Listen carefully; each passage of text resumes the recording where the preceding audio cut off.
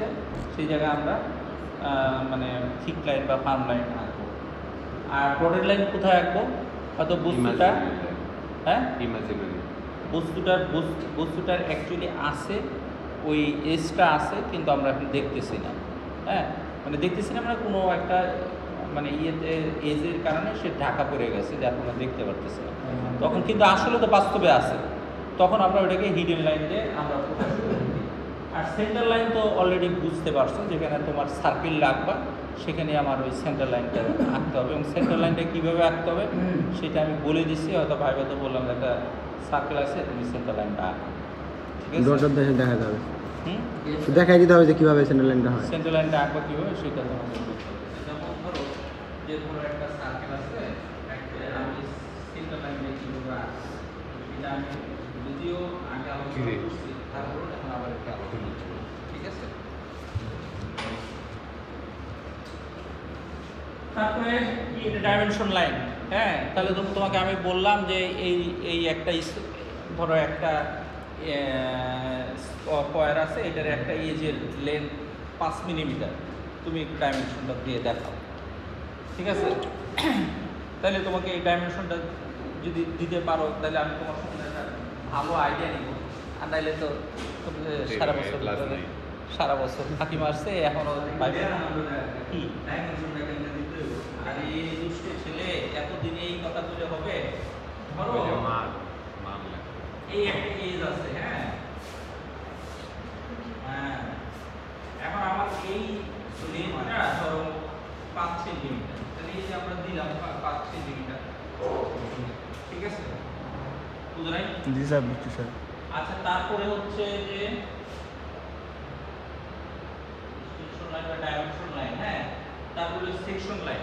Section line আমরা কখন আঁকবো? ধরো যে তোমরা একটা সলিড, হ্যাঁ, সলিড একটা বস্তু আছে, ধরো একটা বস্তু মানে একটা জিনিস দিয়ে দেখাই, তাহলে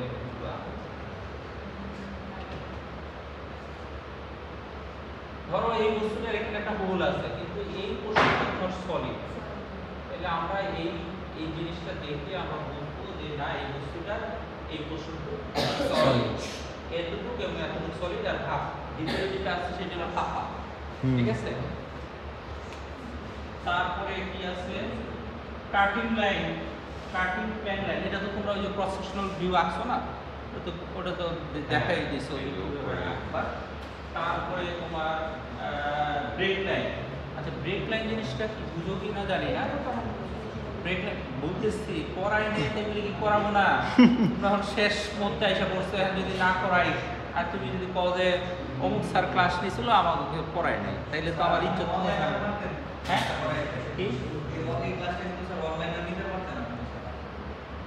অনলাইনে নিলে এই ক্লাসটা তোমাদের অথরিটি অ্যালাউ করে না। আমার তো নিতে আরো বেশি মজা, আমার বাইরে বসে বসে ক্লাস। আজকে সবাই বাসা যায় বসে আছে, সেই বিষয়টা তারা রাখি ছেলেরা মানিকগঞ্জ গান ক্যান্সেল করে গেছে, আমি যাইতাম স্যার, ও যাইতো স্যার, ও যাইতো স্যার, এসে বলছে স্যার। তুমি তোমার এত মানে জনদরদি, এটা তো জানলে সামনে ইলেকশনে তুমি দাঁড়ায় যাও। আমি নিজে তোমার ভোট দিব, যাও। হ্যাঁ, আসলে আচ্ছা, যাই হোক। আচ্ছা, তাহলে ব্রেক লাইন জিনিসটা কি? যে ধরো একটা মানে লাইন অনেক লম্বা, 1 মাইল 2 মাইল লাইন, তাইলে এখন আমরা এটা বুঝাবো কীভাবে? তাহলে সেই ক্ষেত্রে আমরা এই ব্রেক লাইন দিয়ে আমরা এটাকে বুঝাই। আমি তোমাকে একটা ফিগার দিয়ে দেখাই জিনিসটা। ব্রেক লাইন এই যে দেখো, এই যে এজটা, এই এজ আর এজ অনেক লম্বা লাইন, ঠিক আছে? এখন এটাকে আমরা এই যে ব্রেক লাইন দিয়ে দেখাই, ব্রেক লাইন দিয়ে দেখাই, তাহলে লং ব্রেক লাইন, এটা হচ্ছে অনেক এই এজ আর এই এজ ধরো অনেক লং, ধরো 100 মিটার, একটা কথার কথা, 100 মিটার তার খাতায় আঁকা সম্ভব না, তখন আমরা এখানে ব্রেক লাইন দিয়ে এইগুলো দেখা দিই। আর শর্ট ব্রেক লাইন হলে যদি একটু ছোট হয় তুলনামূলক, তাহলে আমরা শর্ট ব্রেক লাইন দিয়ে দেখাই, এই লাইনটা আমরা দেখাই। হ্যাঁ, আর একটু আগে সেকশন লাইন যেটা সেটা তো দেখাইলাম, তোমার হিডেন লাইনটাও দেখাইলাম, এক্সটেনশন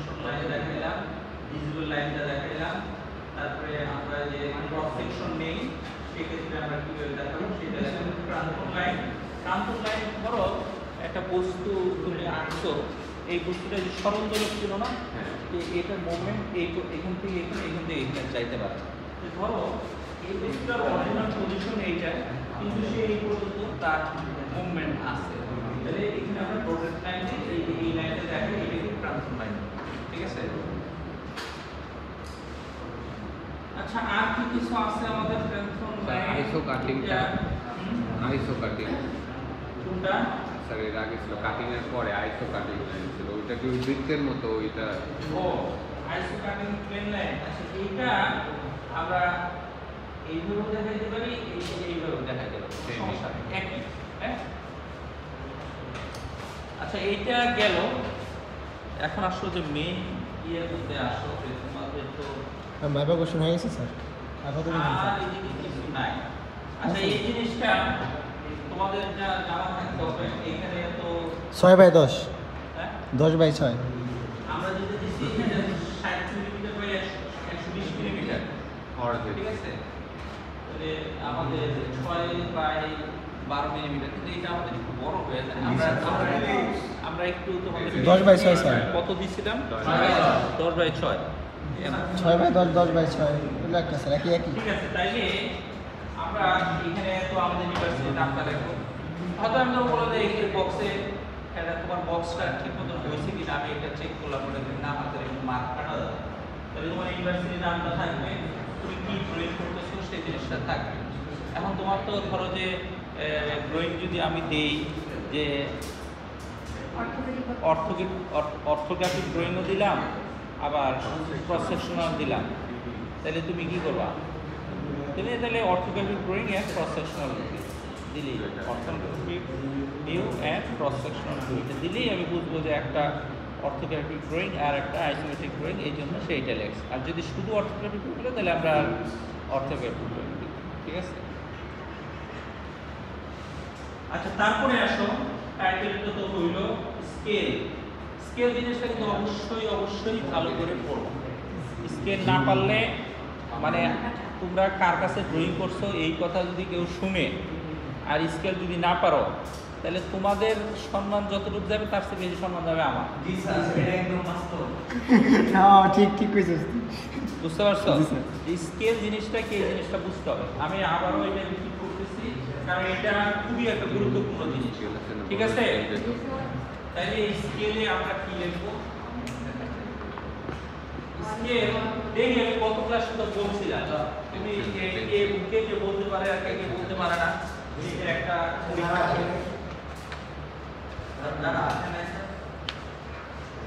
যারা আসে না এদেরকে আমি বাসায় যাই পড়াই দিয়ে আসবো, ঠিক আছে? ভিডিও কল দিতে হবে।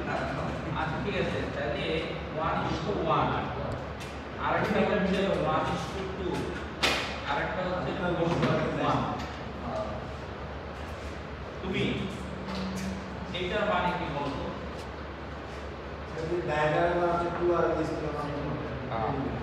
আমি অত বুঝি না, আমাকে খাস ভাবে বুঝাই দাও। আমার ধরো যে একটা বস্তু, হ্যাঁ 5 মিটার আছে, 5 মিটার লেন্থ আছে, একটা বস্তুর লেন্থ 5 মিটার আছে, 5 মিটার। এখন আচ্ছা, ধরো 5 মিটারে আছে, তাহলে আমি এখানে আচ্ছা তুমি তোমার মতন করে উত্তর দাও, আমি তোমার উপরে ছেড়ে দিলাম। তুমি আমাকে বলো এটা বললে তুমি ড্রয়িং এ কিভাবে রাখো? আচ্ছা, ড্রয়িং মানে দুই আছে, দুইয়ের মধ্যে এক। হ্যাঁ, দুই হচ্ছে মিস্টার মাপ করেছে, এক্সাক্ট মাপ হচ্ছে 2। মানে তোমার ড্রয়িং এর খাতায় কত মাপবা, কত আঁকবা? ড্রয়িং খাতায় কত আঁকবো? হ্যাঁ। খাতায় এক আঁকবা। তাহলে ধরো যে তুমি 1 সেন্টিমিটার আঁকলা, তাহলে বাস্তবে বস্তুটা কত? 2 সেন্টিমিটার। হ্যাঁ, 2 সেন্টিমিটার। বাস্তবে বস্তুটা 2 সেন্টিমিটার। তাহলে তো ধরো না, এইটা হচ্ছে লার্জ স্কেল। এই স্কেলটার নাম হচ্ছে লার্জ স্কেল।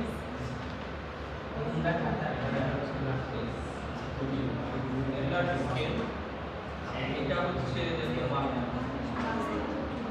এটা হচ্ছে রিডিউস স্কেল।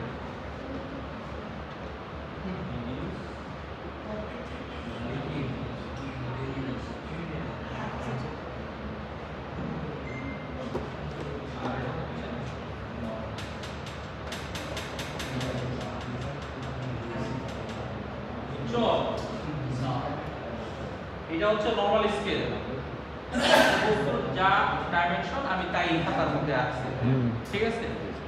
এটা হচ্ছে রিডিউস স্কেল, বস্তুটা অরিজিনালি ধরো 2 সেন্টিমিটার আছে, একটা কথার কথা বলে 2 সেন্টিমিটার, আমি আঁকলাম ছিল 1 সেন্টিমিটার, তাহলে এটাকে আমি রিডিউস করে নিলাম, ছোট করে নিলাম আর কি।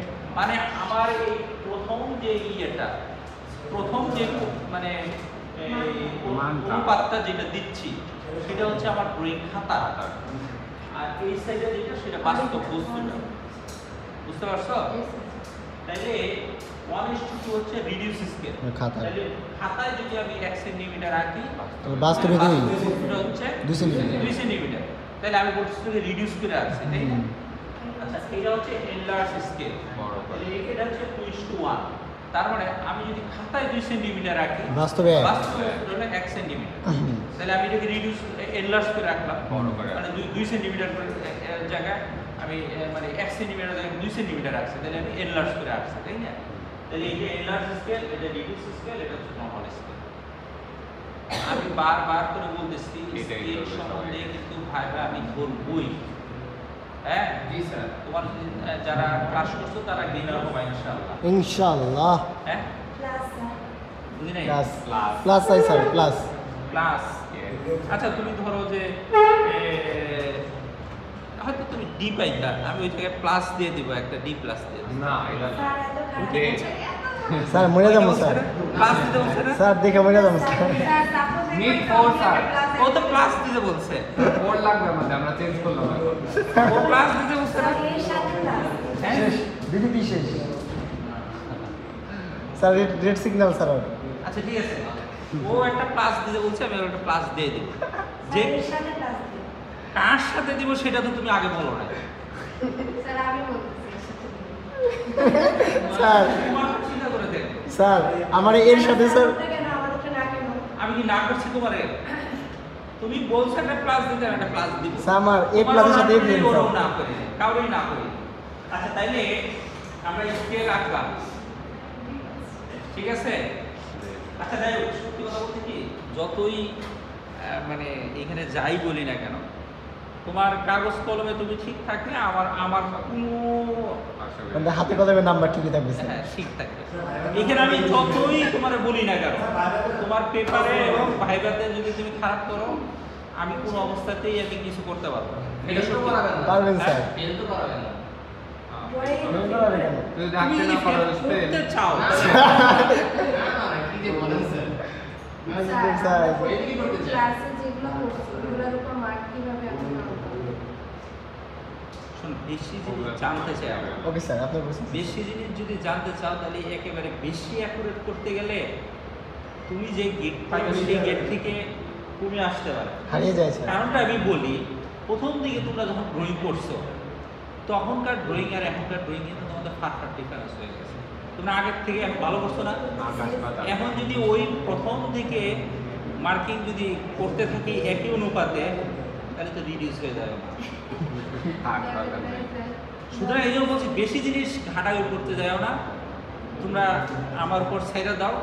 আমি এই জন্য তোমাদেরকে খুব ভালো করে বলতেছি যে ভাইভাটা এবং যে এক্সামটা নিচ্ছি, এটা ভালো করে দেওয়ার চেষ্টা করো। চেষ্টা করবো স্যার। এটা যদি ভালো করো, বাকিগুলিতে আমি এমনিতেই কনসিডার করবো, ওকে স্যার।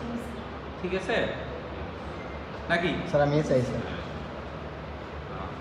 আচ্ছা তাইলে আমাদের টাইটেল গেল, এক্স গেল, নেম তো তোমার নাম যা তাই লিখবা, ডিপার্টমেন্ট তোমাদের টেক্সটাইল ডিপার্টমেন্ট লিখবা, ম্যাটেরিয়াল। তাহলে আমরা এটা তুমি কাস্টমার লিখলে তো হবে না তা না, কারণ আমরা একটা একটা ম্যাটেরিয়ালের নাম দিতে হয়, তাই দিলাম। আমরা যে ড্রয়িং করতেছি এখানে তো আমার এসি পয় নাই, আমরা একটা দিলাম এসএস, মানে স্টেনলেস স্টিল, কাস্ট আয়রন, তোমার ইচ্ছা একটা দিলেই হবে, কোনো সমস্যা নেই, কিন্তু কোনো ব্ল্যাঙ্ক রাখবা। রোলটা তোমার আইডিয়া, ডেট তো ডেটই, ঠিক আছে? বাস মোটামুটি এই ভাইবা। স্টেনলেস স্টিল, যেটা জং ধরে না। যেটা জং ধরে না, হ্যাঁ স্টেনলেস স্টিল। তারপরে আমরা এগুলি তো মোটামুটি বুঝি, এইটা মানে তো বুঝি যে আমরা এই যে কাজটা দেখতেছি, এটার আউটসাইড ডায়ামিটার হচ্ছে 3, এটা 3 মিলিমিটার হতে পারে, আর ইনসাইডে যদি এরর চিহ্ন থাকে তাহলে আমরা এটা ভিতরের দিকে আমরা এটা একই, হ্যাঁ, তাহলে এটা ডায়ামিটার রেডিয়াস। আচ্ছা, এখানে তোমার যে জিনিসটা তোমার এই যে প্রাইস জিনিসটা আমার ধরো যে আমি তোমাকে বললাম যে 550 ডায়ামিটার ডায়ামিটার আর ধরো যে আর রেডিয়াস রেডিয়াস আর এটা হচ্ছে ডায়ামিটার, এটা হচ্ছে রেডিয়াস। মনে বুঝতে হবে।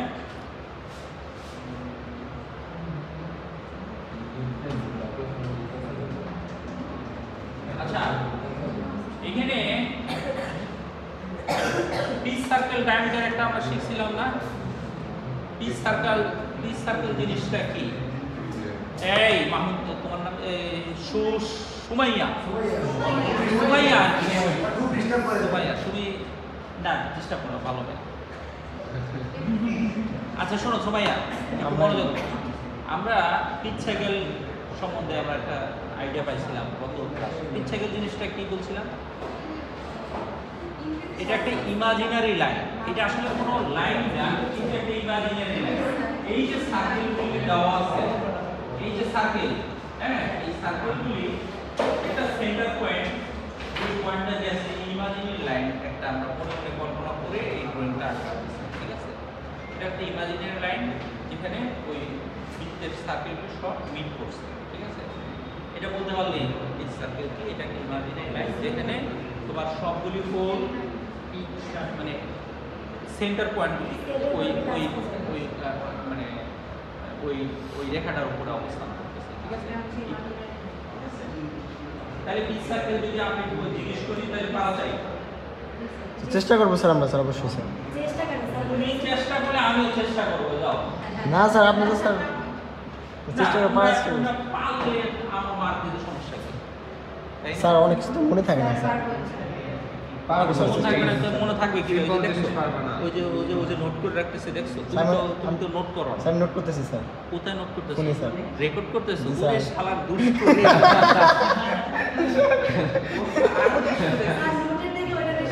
জি স্যার, এটা স্যার একদম সব বুঝতে পারবো স্যার। আমি যখন এখন আসো, এখানে ফার্স্ট অ্যাঙ্গেল পজিশন ভিউ আর থার্ড অ্যাঙ্গেল পজিশন ভিউ, এই ড্রয়িং দেখেই আমরা বুঝতেছি যে ফার্স্ট অ্যাঙ্গেল পজিশন ভিউয়ে এটা কি দেখা? First angle projection. তাহলে এখানে এই ড্রয়িংটা দেখে তুমি বুঝতে পারো। এখানে দেখো, এখানে অরিজিনাল বস্তুটা মাঝখানে রাখছে, ঠিক আছে? তাহলে এইটা টপ ভিউটা কি করতেছে? নিচের দিকে আসতেছে, আর ফ্রন্ট ভিউটা টপে আসতেছে। মানে সোজা কথা, এখানে হচ্ছে যে দৃষ্টির শেষ সীমাটা যেখানে সেখানে।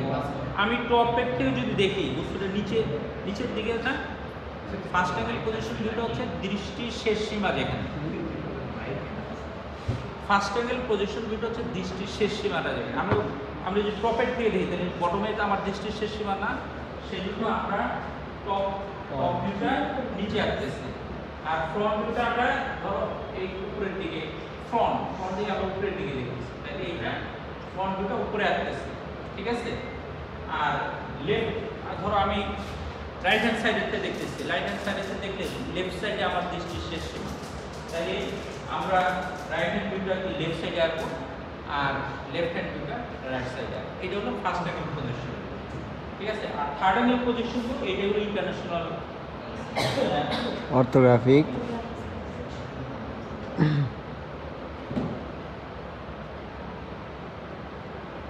আচ্ছা, এটা কি ফার্স্ট অ্যাঙ্গেল পজিশন ভিউ আমরা অলরেডি বললাম। আচ্ছা, এটা হচ্ছে কি দেখো থার্ড অ্যাঙ্গেল পজিশন ভিউ। ড্রয়িংটা দেখলেই বুঝবা, একটু কইলে আসবে আর কি। তাইলে এখানে টপ ভিউটা টপেই আসবে, মানে এটা হচ্ছে মানে যেটা নাম উচ্চারণ করতেছে সেটা সেখানেই আসছে। টপ ভিউটা টপেই আসতেছে, লেফট ভিউটা লেফটেই আসতেছে, রাইট ভিউটা রাইট হ্যান্ড সাইডে আসতেছে, আর ফ্রন্ট ভিউটা খালি বটমে আসতেছে।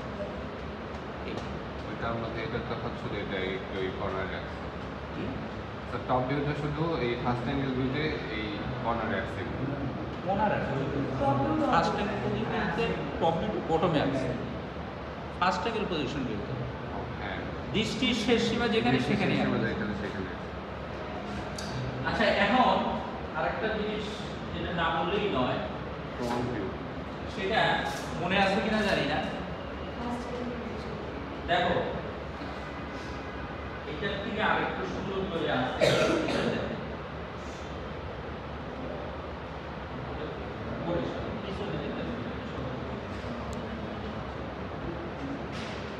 এই এই জিনিসটা দেখলে মনে রাখতে পারবা।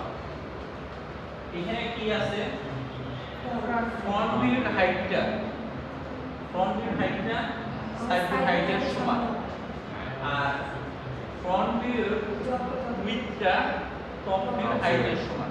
এটা মনে রাখতে হবে কিন্তু, এটা তো বাইবলে করবো, ঠিক আছে?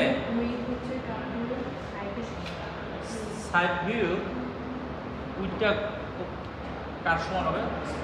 সাইড ভিউ হ্যাঁ, সাইড ভিউ উইথ মানে প্রশস্ত, লেন্থটা কোনটা হবে? সাইড ভিউ, টপ ভিউর কি কিসের সেম হবে? টপ ভিউর হাইটের সেম হবে। তুমি এখানে দেখো না, এই যে টপ ভিউর যে হাইটটা এইটাই এখানে আসবে উইথ মানে লেন্থ। আচ্ছা, আর ফ্রন্ট ভিউ হাইটটা আর সাইড ভিউ হাইটটা সেম। এই জিনিসটা কিন্তু মানে মনে রাখতে হবে। এই জিনিসটা না জানলে ড্রয়িং আঁকা যায় না। বুঝছো কি বলছি? তাহলে এই জিনিসটা ইম্পর্টেন্ট। আচ্ছা, ড্রয়িং কয় ধরনের হতে পারে? মেইনলি দুই ধরনের। একটা হচ্ছে অর্থোগ্রাফিক ড্রয়িং আর একটা হলো আইসোমেট্রিক ড্রয়িং। অর্থোগ্রাফিক ড্রয়িংটা কি আর আইসোমেট্রিক ড্রয়িংটা কি? তোমার ভাই এইটাই যাও, আজকে পারলে আজকে 10 দিয়ে দেবো। যাও, অর্থোগ্রাফিক ড্রয়িং এবং আইসোমেট্রিক ড্রয়িংটা কি বোঝা যাও। যাও, তোমার আর ভাই নিব না, তুমি যেটা বুঝতে পারো তোমার 10 দিয়ে দেবো। না পারলে উপরে আর একটা চান্স দিব না। এটা হচ্ছে বোনাস। কিন্তু মানে ব্যাপারটা এরকম যে আজকে যদি পারো সেটা একটা মানে চ্যালেঞ্জিং, অন স্পট ভাইবা নেওয়া আছে।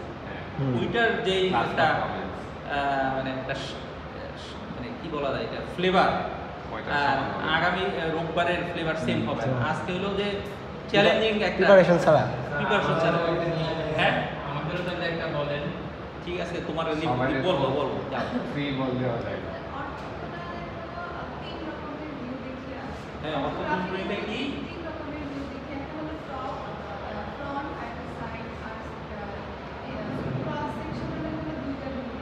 আমি ক্রস সেকশনের কথা বলি, আমি বলছি অর্থোগ্রাফিক ড্রয়িং এবং আইসোগ্রাফিক ড্রয়িং এর মধ্যে পার্থক্য। হ্যাঁ, আইসোমেট্রিক আর অর্থোগ্রাফিক ড্রয়িং এর মধ্যে পার্থক্য। দুই ধরনের ড্রয়িং হতে পারে মেইনলি, একটা হলো আইসোমেট্রিক ড্রয়িং আর একটা অর্থোগ্রাফিক ড্রয়িং। তোমরা এতদিন পর্যন্ত যে ড্রয়িংগুলি আঁকছো সেই কি আঁকছো? অর্থোগ্রাফিক ড্রয়িং আঁকছো, আর আইসোমেট্রিক ড্রয়িংটা লিখছো। এই এতটুকু ভাঙিয়ে দিচ্ছি, এরপরে যদি আমি ধরে তাহলে তো সমস্যা। জাস্ট একটা অপোজিট, এতটুকু বলে দিলাম, চুপ, কোনো কথা হবে না। তোমার জিজ্ঞেস করতেছি, তুমি যখন চাইছো তোমার